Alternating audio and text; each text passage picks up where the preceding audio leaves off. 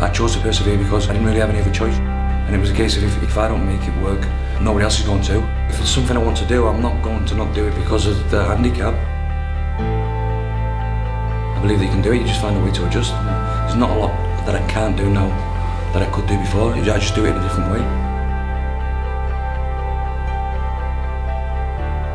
It was a motorcycle accident, it was 10 years ago now. I was just driving too fast. And motorbikes are great fun, you know, but they're also dangerous. And I had an accident and ended up in a coma for a month, life support for a month. As soon as it happened, I decided not to let it get me down and just to kind of do as much as I possibly could. And this is the result, but I'm here, so it's good, it's all good. I've got no illusions or aspirations that I'm going to be the best in the world, but I just want to be the best I can be.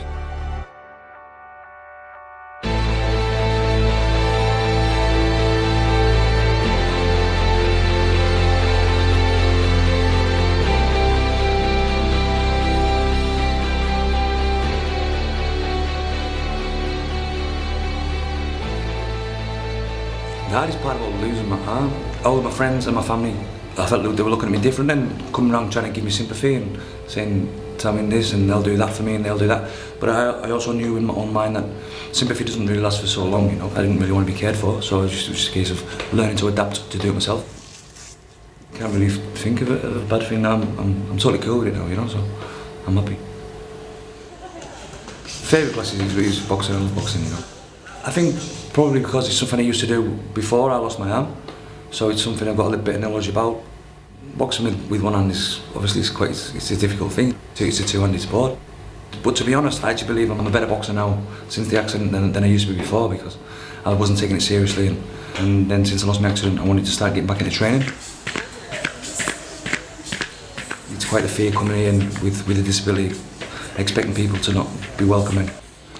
When I first go somewhere new, my first thought is that there's a little bit of self-consciousness there, a little bit of paranoia that people are looking at me thinking, you know, what's he doing? He's got no right being here. He's with one arm. What's he think he's gonna? How does he think he's gonna mix with us? How do he think he's gonna train with us? So that makes me train harder to prove that I belong. I train twice as hard as what I actually want to sometimes. You know, I make myself sick training. But then when people telling me positive things and the same respect, and you can see that they're genuine and they mean it, of course it makes me feel good. One arm, you know, there's no excuse to not be training. There's always something you can do, you know. If it's something you've done before, I believe that you can do it, you just find a way to adjust. There's not a lot that I can't do now that I could do before, I just do it in a different way. I hope I'm an inspiration to people, yeah. Well, you guys taking great time. You're about 2/3 of the way there now. And it was a case of if I don't make it work, nobody else is going to, and fitness has always been a big part of my life.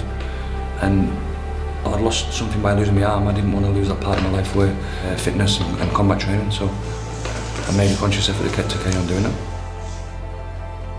There's a danger of going down the wrong road, really.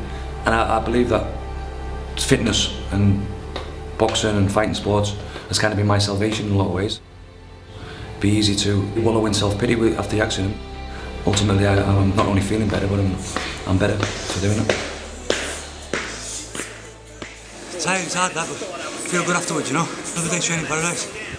Weather's good as well today. It just makes training a bit harder, makes the day a bit nicer. Got to put in double effort. But you get double weight, but we get double, take out the weight you put into it.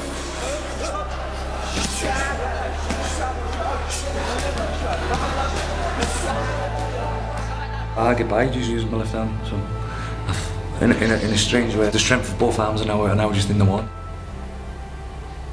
Ultimately, you're on your own, so I had to go out and do it. So that's what I'm doing. This is still part of the journey. I just believe that if you could do it before, then you'll find a way to adjust to do it again. I do understand there's a lot of stuff that I can't do as well. I just want to be the best I can be.